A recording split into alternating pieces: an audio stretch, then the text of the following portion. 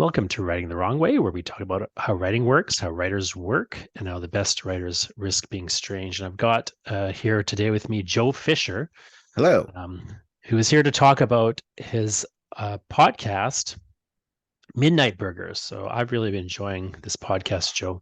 Oh, And I great. wonder if, for starters, you could just tell people who aren't familiar with the podcast, maybe haven't heard yet, just what is Midnight Burger, and how exactly are you involved in the show?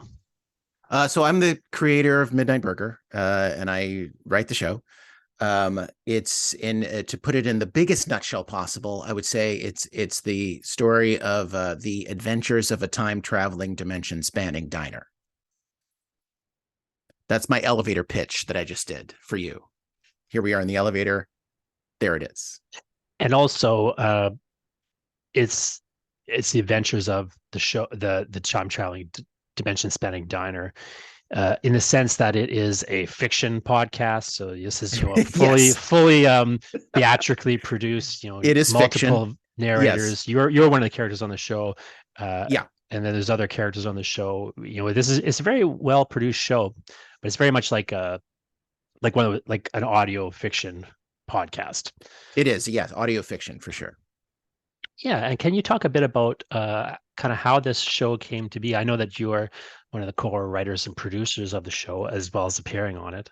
Mm. So could you just talk a little bit about your background and kind of where this show came from and your kind of creative journey? Sure. Yeah, I've been a writer my whole life. I started writing when I was, 8 years old, basically. That eventually, as life went on, turned into being a playwright. So I started off as a playwright, and after being a playwright for a long time, I got, the call to come to Los Angeles, and I did a screenwriting fellowship at Walt Disney Studios. And then after that, they hired me to be like a screenwriter on staff for a while there at Walt Disney Studios. And I did that for a few years. And then after that, I went out sort of on my own as a screenwriter for a few years. And at the end of that time, I had effectively um, gone insane. And so I went insane, and that was a good time. And went through this process of trying to figure out where writing sat in my life. It was, for me, it had developed when I was 8 years old as like a mental health tool. Like that's how I would normalize my life, is by, imagining sort of different worlds to go into and things like that.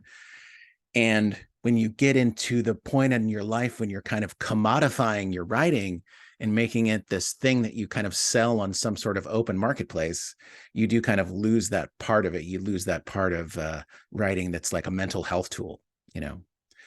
And so I was trying to figure out where it sat in my life. And then came the pandemic, and everyone was, trapped indoors. And in the face of that, I decided the best thing for me to do was create something.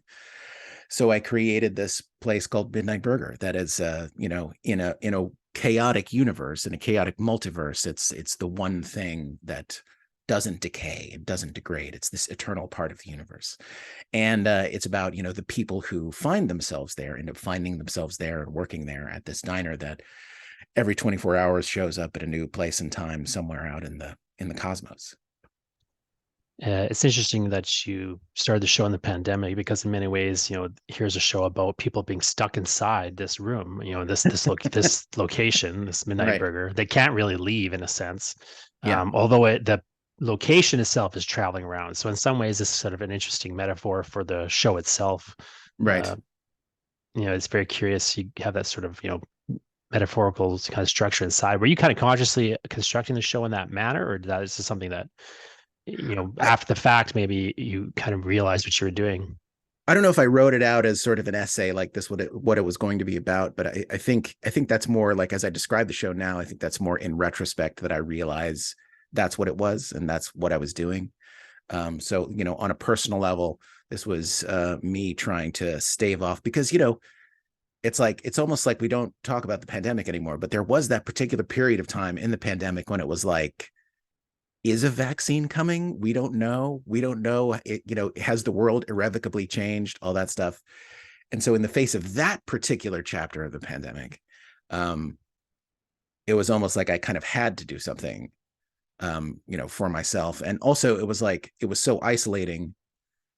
The pandemic was so isolating, but the thing is that I am kind of a misanthrope in the first place. So it was kind of springtime for misanthropes, the pandemic, which I, kind of reacted to in a way that was like, maybe this isn't going to play to the best parts of my personality, my ability to like hide myself away so well. So I did something I don't normally do, which is I reached out to old friends. And so the core cast that's in the show, those are friends that I used to do things with a long time ago. And they all kind of jumped on board. All of us, I think, kind of feeling the same way about what was going on. Just to return to the premise for a second, you mentioned the idea that this is a sort of place that doesn't degrade in the universe, a place that is kind of a constant. So this is something that gets picked up in the first episode in a really kind of beautiful little speech that one of the characters gives, where they sort of describe the universe as this place where everything's sort of dying and decaying, but then there's Right. this kind of one location that impossibly has been a constant. And there's this great idea you have there that therefore the universe hates it and wants to destroy it endlessly. Right. It's always under siege, is traveling around in this kind of uncontrollable manner, and it's constantly sort of being attacked by. So in some ways you have sort of almost a monster of the week kind of structure to the show. Yeah. But I'm wondering if you could talk a bit more about kind of how you kind of conceive the, for lack of a better word, the kind of franchise, or of the premise and of that show, and kind of how you approach like writing a season as well as kind of just looking at how to put an episode together. I think the season has to do with, when we got to the end of the first season, there were a lot of questions that were being asked about who the people were who worked there, and also what the diner was in particular. And so when I went into season 2, I sort of gathered up all of those questions together, and also gathered up what is the next step sort of in the emotional journey of everyone. And what do the characters need to accomplish emotionally, and what is the best sort of roof to put that under. And I, decided that the best way to do that in season 2 was actually to split people up. So you have one member of the diner who gets separated from the diner, has to find his way back. And he is this person who has this kind of antithetical relationship with the diner. It's a love-hate relationship. And he has to like actively over the course of the season choose to be there, and has to literally crawl across, 3 galaxies to make his way back to it. And so when you're putting together a season, I think you have to think about what needs to happen emotionally for people, and, the best situation that will help those things play out. But also you have to think about, what I need to think about anyway is what's going to keep me interested in writing the story. And so with season 1, you have season 1 sort of being this kind of nebulous mystery that deepens and deepens as the season goes on. And then what was going to keep me interested in a direction that I wanted to go for a little while was to just make a big space opera. And so season 2, you have, killer androids, and you have a space pirate, and you have all of these, you have a malevolent galactic empire, and you have all of these aspects of it. And that was deliberately to put the emotional context of the characters in the middle of this kind of ridiculous premise, and watching those two things sort of clash with each other, in the middle of this premise that was almost a parody of a space opera genre, finding some emotional truth amongst them. So it's a combination of, what do the characters need emotionally, and also what does the story need emotionally, but also like, what do I need to keep myself interested in the story? Because I have to do that because there's so much writing involved in the first place that it needs to be something that's constantly like firing me up. You know what I mean? Now, in terms of the writing of it and trying to get yourself kind of fired up and developing ideas for the show, one thing that I'm kind of curious about is some of you mentioned that you had done this screenwriting fellowship through Walt Disney Studios, and I'm curious Right. about to maybe know a little bit more about kind of what you learned there and how that fit into what you're doing now, but also just some of your influences on the show. The obvious one to me is Douglas Adams, the show that he used to do. Sure. But I'm curious to know what else has sort of informed development of the show a little bit. I mean, I was working for Disney. I mean, Disney is was I had a great time working there. But in retrospect, it was a great place to also be done working at. It's a hard, just being a professional screenwriter in general is just a hard thing to do. There's um remember there's this the guy who wrote My Favorite Year. Okay, that old Peter O'Toole movie, Favorite Year. He in the middle of his screenwriting career, he stopped being a screenwriter and he started being a therapist. But he was a therapist specifically for people in the entertainment industry in Los Angeles, right? And he was being interviewed by like Elvis Mitchell, and he was describing the people who work in the entertainment industry, and he said consistently the most unhappy people in the entertainment industry are screenwriters. They're the most unhappy people of all the unhappy people that the entertainment industry has in it. And the reason why is because what you're doing as a screenwriter is really important, because things can't really move forward unless the script is in a certain state. But also you have very little control over what you're doing. So there's this pressure and also this helplessness at the same time. So being a screenwriter is incredibly difficult. And a lot of my friends really excel at it and they do great at it. But for me, the type of writer that I was, it was really a kind of process of learning, like, this is not the type of writer that I am, and so the search for that type of writer kind of continued in my life. And it was really more about learning that, like, you get to a place, it's really good, and it's really a dream come true to get paid so much ridiculous amounts of money to write things, and to discover that that's still not the place for you is rough, because it's someone else's dream. Sadly, it's someone else's dream, and so you have to kind of keep looking. But in terms of like my influences, Douglas Adams was always kind of, in terms of doing this show, he was kind of the Obi-Wan Kenobi ghost, sort of always reminding me that the level of tolerance for weirdness that people have is always like way higher than you ever think it is. Like every time I write an episode that I think, I think like, okay, this is going to be the one that's going to they're just going to be scratching their heads and not going to know what to do with it. And it doesn't even come close. Like I haven't even scratched the surface of the, amount of weirdness that people are ready for, and want. But I think, probably in terms of this show, probably the biggest influence on me. I mean, I was, raised by Captain Picard and the crew of the Enterprise. And the idea of stories like this, science fiction stories, being a conversation between each other and a conversation between ourselves and literally the cosmos. I think that was probably the biggest influence on me writing the show, I think, for sure.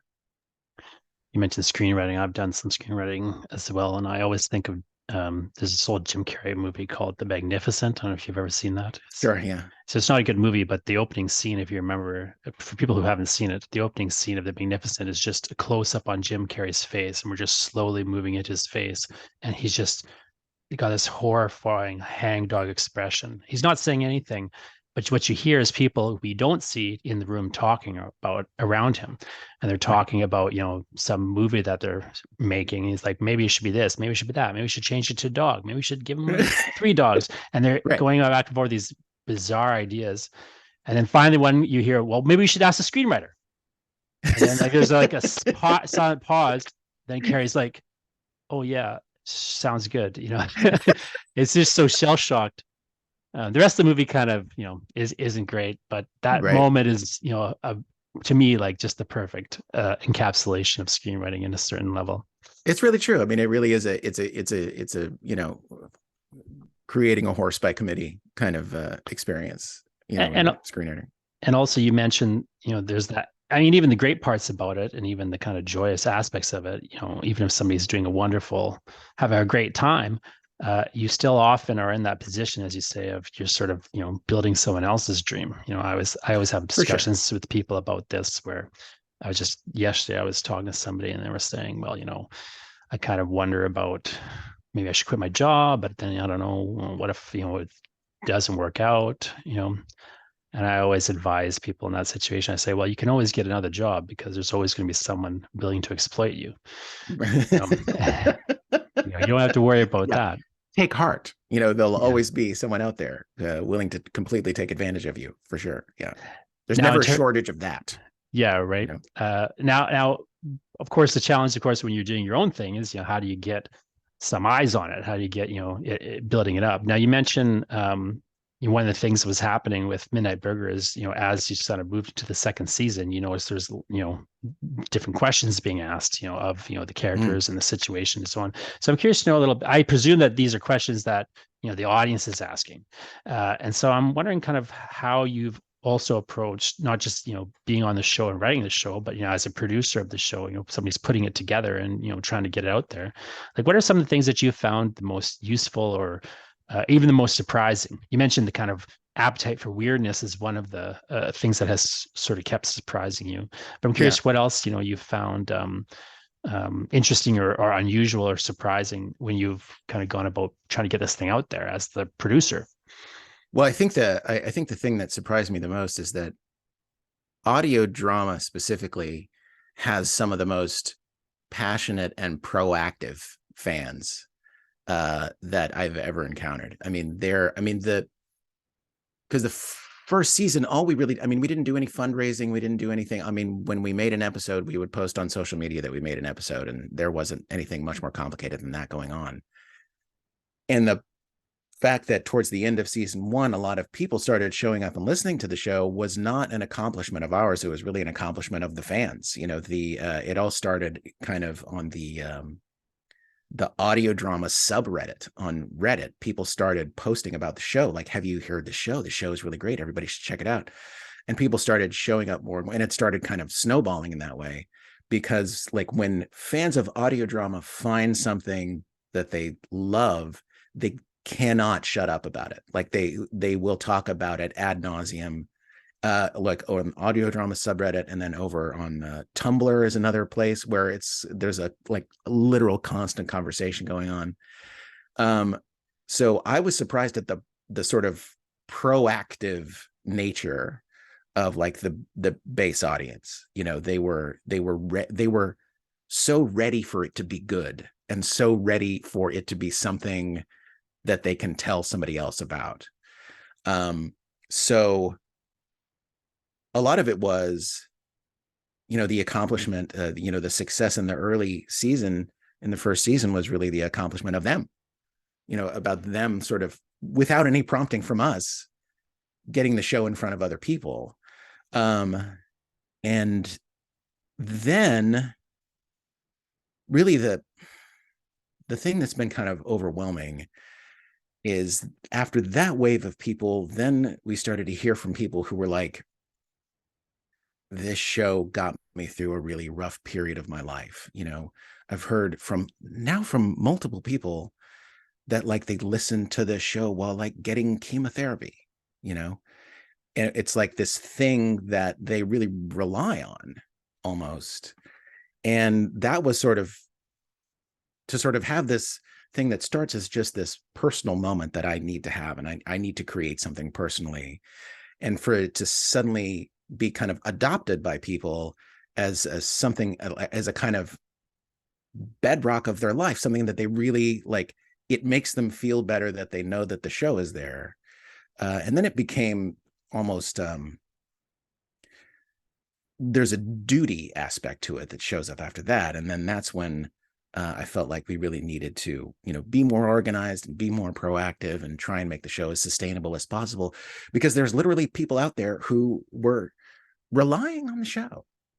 And that's been the most surprising part about producing it is how much it feels like there are people relying on us, because you're so used to, you're so used to discounting your own work. It's like, yeah, I do this, but whatever. Everybody thinks this piece of shit, whatever. But for it to be this thing that is kind of sacred for people, um, has been probably the most surprising part about producing it. It is interesting how people find things, especially today. But I'm always, just startled when, because you get your ping about where the book's sold, and it's like, I'm shipping one to Norway now. Right. It gets very, it's like, okay, that's Yeah. what was happening there. Yeah. Like, Yeah. How did it happen? Yeah. There's yeah, this mysterious, there's this mysterious sort of soothsayer kind of aspect to being an independently creative person these days, because the algorithm is out there. You know what I mean? The mysterious algorithm. Like, so many people have said that they discovered this, that they don't remember how they discovered the show, because somehow magically it was just kind of showed up in their lives or in their suggestions or something like that. And so that's such a weird aspect of life. Just like, because we don't know how it works, and even the people who created it kind of don't know either. And it's just this magical thing happens where, like, the algorithm delivers you this thing that you might like. It's very strange. I like to say that no mere mortal knows the mind of the algorithm. There's Exactly.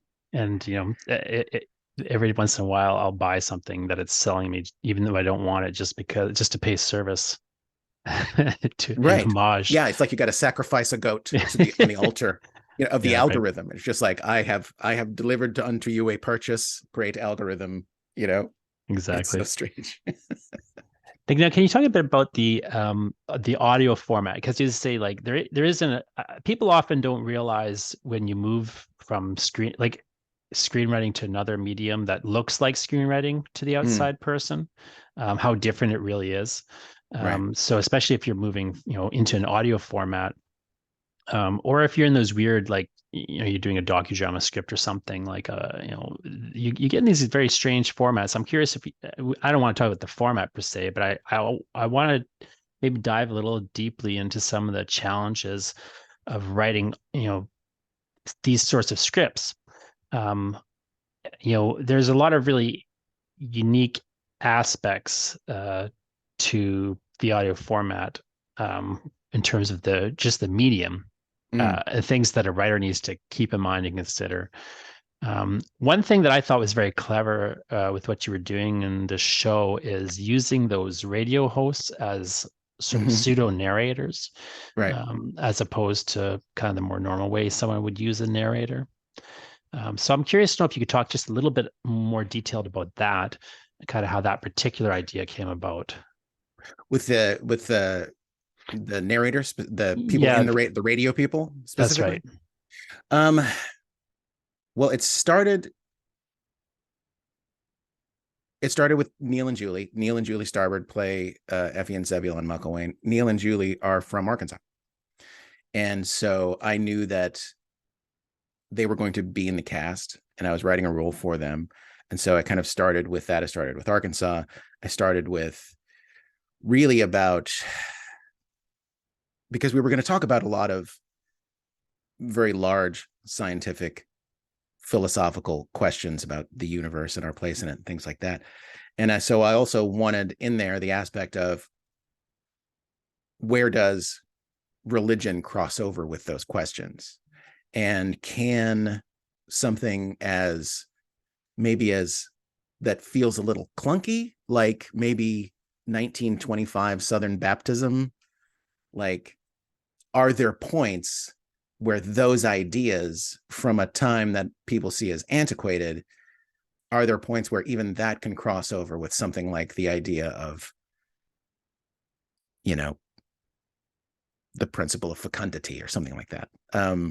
And so the presence of Effie and Zebulon in the show was really about the desire to throw an aspect into the show that seems very contrary from what we usually talk about in the show, right? So it's like we're talking about physics, and we're talking about metaphysics, and we're talking about philosophy, and then in the middle of that are two radio preachers from 1925 Arkansas, and what do they have to say about what we're talking about?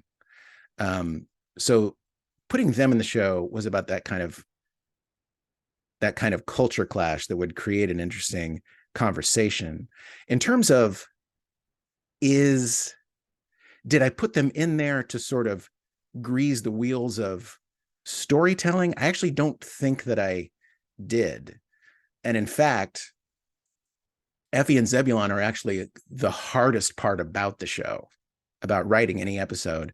The biggest challenge is always them, mainly because they talk differently from everyone else, and they talk in this sort of, you know, Southern Gothic vernacular that never really existed in the first place. And also they're trapped in a radio, and they can't affect the world, and so you have to come up with ways to keep them in the action of the story without them having like physical bodies to use, right? So what may seem at the outset from to be like a way of moving the story along actually for me became like a really big challenge, in adding, you know, Effie and Zebulon to the show. It's a worthwhile challenge because I really do love what they bring to the story. But it's this thing that seems like it would make things easier, but actually it made things kind of twice as difficult as they would be, you know. Well, it's really interesting. It's really interesting aspect of it to think about actually, and I'm curious to know what else just people who maybe haven't written in that format might not know about writing, audio scripts of this nature. Like, for a writer, like how would you suggest somebody, for example, who's starting out, um, and wants to, or maybe they've got writing experience, but let's say they wanted Mm. to get into writing audio fiction in this manner, what would you uh, actually tell them, like, as, hey, this is the thing you need to know that you may not already know? I think if you're, um, with audio drama, there's you'd see it from the outset as like having a lot of restrictions because you're telling a dramatic story, and telling a story dramatically, so through character interaction and dialogue, but nobody can see anything that's going on. And we're used to there being a strong visual element that goes along with dialogue, and goes along with stories like television and film. Um, and that's suddenly missing. And so it's, you'd see it as like there are just too many restrictions to, tell an effective story. But I think what you have to do is you have to say, you have to list the restrictions of audio drama. And at the end of every one of those restrictions, you have to say, and isn't that great? You kind of have to say, the thing about audio drama is that nobody can see what you're doing. But at the same time, the thing about audio drama is that nobody can see what you're doing. You have to be kind of jazzed up about that. Um, if you're excited about the audience being an active participant in the telling of the story, then audio drama would be really great for you. The thing about, like, we're getting a lot of fan art of the show right now. There's a fan kind of, especially over on Tumblr, there's all kinds of fan art, and everyone has these radically different interpretations of what the characters look like. And for me, those are all canon. Those are all true, and those all work for me. And I deliberately don't describe the characters in the show because of that, because I do want there to be this aspect of participation. And I want the audience's imagination to be able to activate on the show and be able to see themselves in the show. So audio drama can be this way of incorporating the audience in a way that other visual mediums don't. A visual medium, TV and film, just kind of happens in front of you, and it looks the way it looks, whether you like it or not. But with audio drama, you can imagine it the way that you want to imagine it. And that really deepens your relationship with the audience when you're able to do that. And when you're able to, rather than painting them a picture, I think the writing style is really about, you're giving them the tools that they need to imagine it. You're setting them up to imagine it themselves. And they, I think, have a much deeper ownership of the story when they're allowed to do that, when you're not feeding it to them, but rather you're sort of creating it with them together. Um, So if you're kind of a control freak, it doesn't really work out very well. If you have very specific ideas of what you want people to see, you're never going to know. But I've always been the type of person who's like, if someone walks out of the show saying that it was the best show about elephants they've ever seen, then it's about elephants, and there's nothing you can do about it. So I would say, if you're getting into audio drama, you have to be, if you're bummed out about the restrictions of audio drama, don't do it, because you have to be excited about the restrictions that the form puts on you, because it gives you an opportunity to focus so much more in another direction. You can focus so much more on dialogue and emotional moments between the characters, and you can actually, you know, have a long conversation about between two characters that wouldn't normally happen in a visual medium, because in a visual medium, it's like you're always on the clock. It's like you've always got to keep it going. But that's not necessarily the case in sort of a podcast audio drama environment. Does that make sense? I think it makes sense, and I feel like there's also an aspect of it that is true of podcasts generally, which is that this audience connection. I feel like in a way that the podcast or the audio drama, as it kind of comes to you through a podcast, especially in the modern age here, it's a very intimate form Mm-hmm. for the audience. They hear your voice every week. They hear your voice in their ears. Right.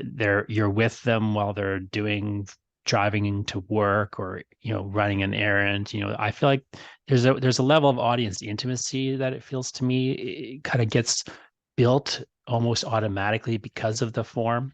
Right. And of course, if you're talking in terms of drama, that really helps bring those characters to life in a way without, as you say, kind of restricting. Like if you watch a movie, if I were to pick up the novel Fight Club right now, it's hard to read Fight Club and not think about Brad Pitt. Right. For It's sure. just he's fixed in your, like, movies really, especially when they adapt novels and things, they really fix that person and that image in your mind. So Right. even if it says like they're blonde in the novel, now they've got brown hair, like Right. the visual almost overwrites everything else. Right. And one of the interesting things about the audio format for me is it has that level of openness still. Um, it, Maybe not in certain ways, like know how their voice sounds now, but other than that, like, it has like a level of openness that the novel also has.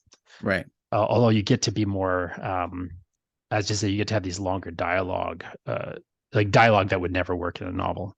Right. Um, I'm curious to know a little bit more about that, though, specifically, again, just in terms of like kind of deep dive craft stuff.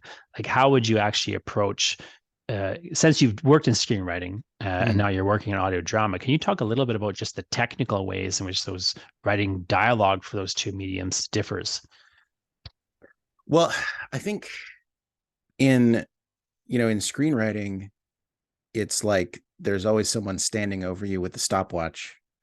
It's like you're always on the clock. You're always thinking about, I need to wrap some stuff up by page 30. I need to wrap some stuff up by page 60. Um, and so there's a very, you're trying to get it over with as soon as humanly possible, right? It's like you're trying to be effective and as effective and brief as you can, because you have very little time to do any of the things really that you want to do with the story. So it's about this almost yacht racing like efficiency, when you're when you're making a screenplay, that can be kind of maddening, because you do want there to be more stuff in there. You do want I mean, you have to cut more moments than you keep. But with audio drama, it's interesting because it doesn't exactly compare to the audience for TV or the audience for film, because not just because of the format and not just because it's audio, but because the audience is different and they're in a different mode of being. With theater, you're always worried about somebody's butt, because the theater never invests enough money in the seats. and you know there's going to be that one person who falls asleep, and it's like you've got a certain amount of time to get to intermission. Um, but with audio drama, people who listen to audio drama also listen to other non-audio drama podcasts. There's a particular mode you get into when you're listening to a podcast. You're ready to sort of just kind of vibe with someone for a second. And so because of that, when you get into audio drama, there's this like knee-jerk reaction that you have to drive forward and drive forward and drive forward, but you don't have to. You can, in the example of like chapter 7 of the show, there's a debate between a robot and a theoretical physicist about the theory of everything. And it goes on for pages. And that's something that would absolutely be cut in any other kind of situation. But specifically in a podcast situation, in an audio drama situation, the audience is ready to listen and just sit there and listen, because also they're probably walking their dog, they're probably doing the dishes, they're probably driving to work, and they're ready to just sit there and listen. And so the audience and the way that you approach a story, specifically in audio drama, it gets very different from television and film. You can explore through dialogue, and you can just let the dialogue naturally play out, and you don't have to go through that process of constantly shaving it down to its absolutely bare bones essential parts, like you would if it was a screenplay or a TV show for that matter. When I teach screenwriting, sometimes I'll pull up a page that has, a big block of dialogue, and I'll circle it and I'll say, what are they looking at? What are they looking at? Tarantino can get away with it because he just blew a guy's head off. There's blood all over the car, and then they can Right. talk for a minute. Right. That's true.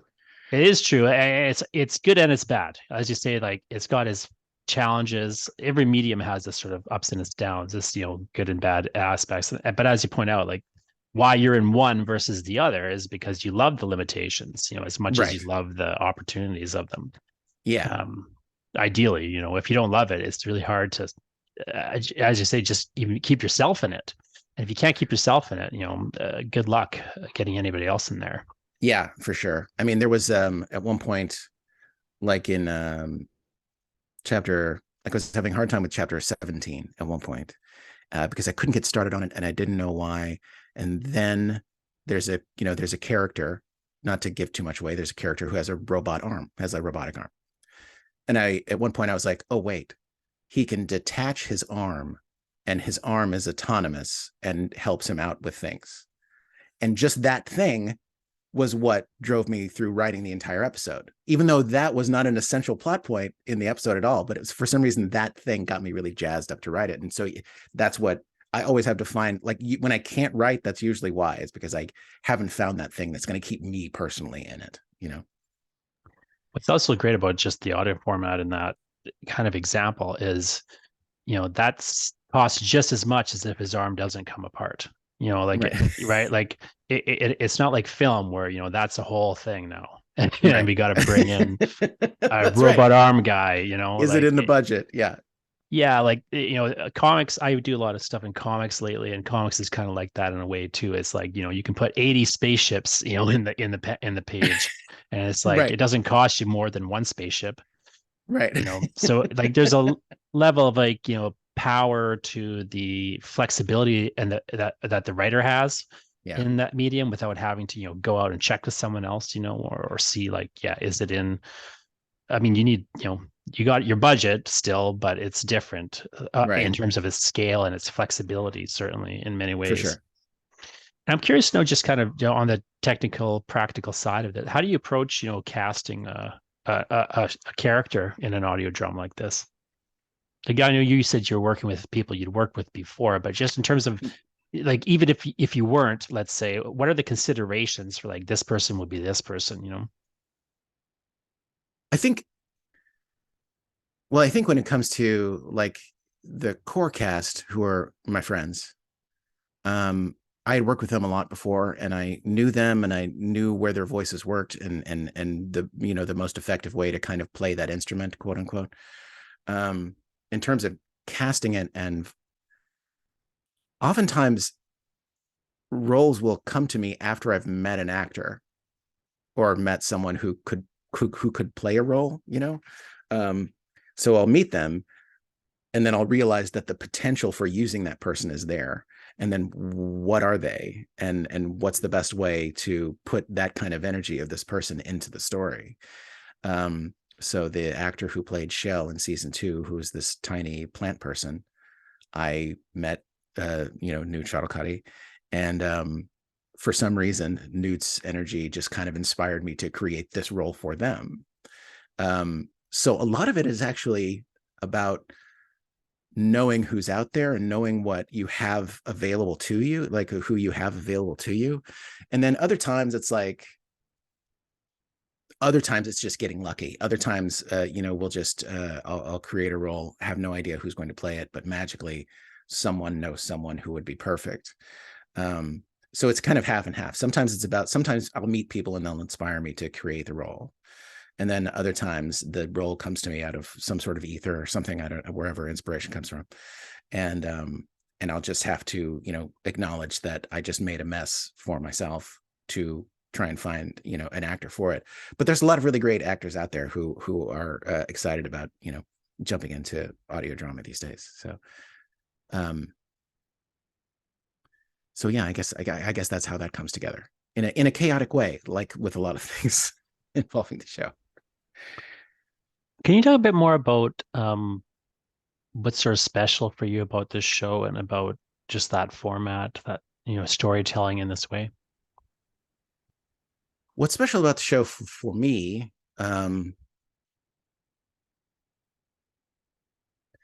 I started writing the show honestly at the tail end of about 15 years of really difficult stuff for myself personally. And a lot of the show is about all of those things that I've learned and all of those things that I went through. It's a oddly personal experience, talking about a lot of the things in the show. And so much of the show is about fortitude and getting to the next day. And I had to learn a lot about that in this particular chapter of my life. So a lot of it is about taking stock of all of those things that I had incorporated into my life and my personality and kind of putting them on display now, for, an audience of however many people. And another personal reason why it's special to me is because Finley Stevenson, who I co-produced the show with, she also plays Ava on the show, is my, life partner in all things. And we, create the show together, and people would warn you off of that. I think, creating something with someone that you're in a relationship with, but it's actually become this really wonderful kind of act of love between the two of us. And that's been incredibly special to me. I feel like that wasn't your question though.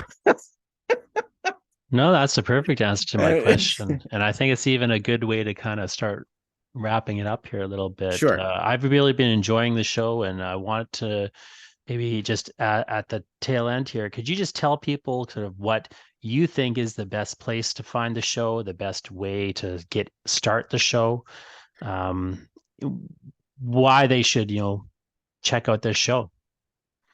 Well, a podcast is like a companion for you. And if you're looking for someone to be there for you when you are doing the dishes or walking the dog or driving to work, we have got you. We're there for you, and we're ready to be there for you. And the best way, just if you go to weopenat6.com, that's the best way to just sort of, that's like the central hub for the show. If you want to know more information about the show, you can listen to episodes right there on the website. We're on all of the, podcast apps. You can subscribe on Patreon. You can subscribe on Apple Podcasts. But if you wanted to start somewhere, weopenat6.com is where to start. In terms of starting listening to the show, I mean, if you're ready to go on the full epic journey, I would say just start at chapter 1, the very first episode. But people have had success. I have had success recommending chapter 5 to people. Chapter 5 is called "The Ad Man Cometh," and if you want to get an idea of what the what the show feels like when it gets ramped up, that might be a good place to start if you just want to sort of do a spot test of the show before you go back and begin the whole thing. Does that make sense? No, it's excellent. Perfect sense. Well, thanks. So again, we open at six.com for people, and that's SIX, the word six spelled out. Right. So yeah, and the show is called Midnight Burger. I've been talking to Joe Fisher, and I just want to say thanks again for talking with me, Joe, and keep writing the wrong way. Okay, I will definitely keep writing the wrong way. All right, thanks so much.